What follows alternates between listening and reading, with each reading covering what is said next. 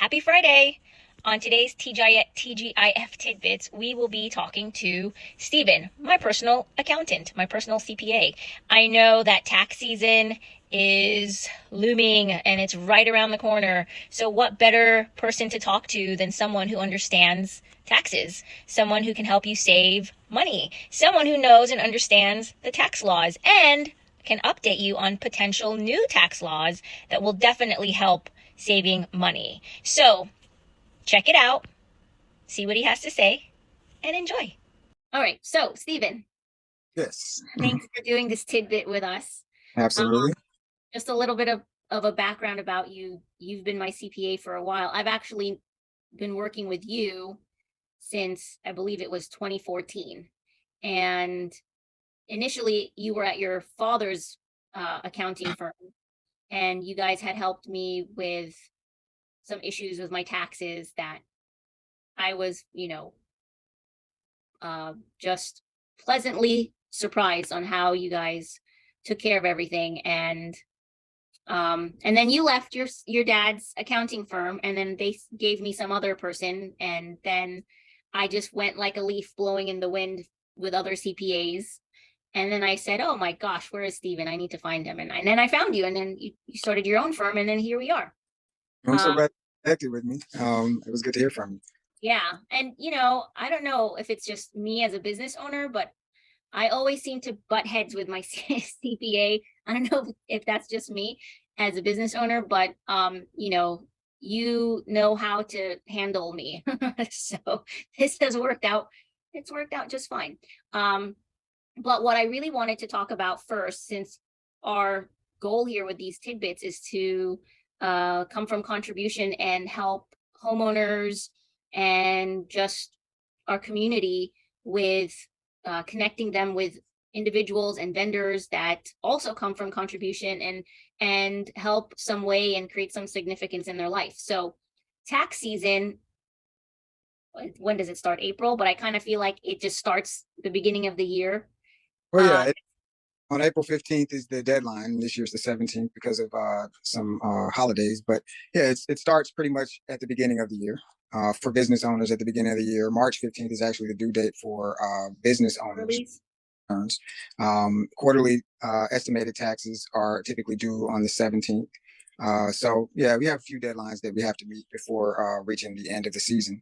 But yeah, it's 4 month process or 4 month period of time where you're filing business and individual tax returns. Some people both. Right.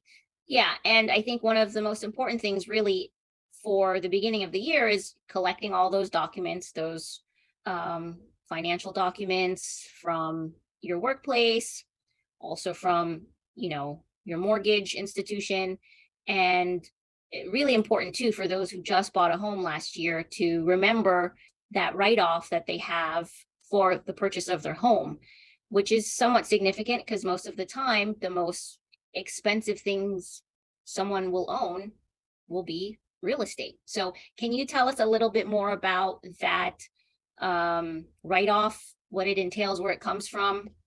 Yeah, so the most significant thing, the most significant deduction for most people, and the deduction that ends up giving them the little push that they need to become itemized filers. There's a couple different deductions you can get. You can get a standard deduction, which is just a standard amount that the government gives you, and then you can get a deduction that is itemized. If you have more of a deduction than what the government gives you standard, you can file what's called a Schedule A and get itemized deductions.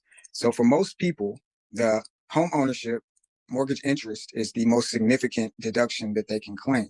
So it usually pushes them to file a Schedule A for itemized deductions. And you get a lot of other things with that Schedule A. So you end up being able to claim all the taxes that you've paid, whether withholdings taxes, sales taxes, property taxes.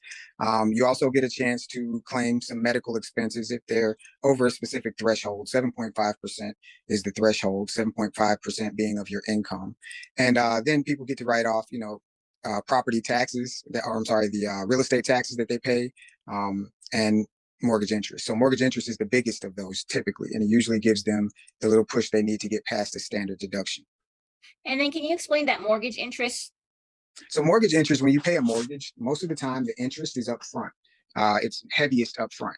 So the interest that you're paying as opposed to the principal, when you make a payment towards a mortgage, you pay a portion of it towards principal and a portion of it towards interest, and that's determined by your amortization schedule.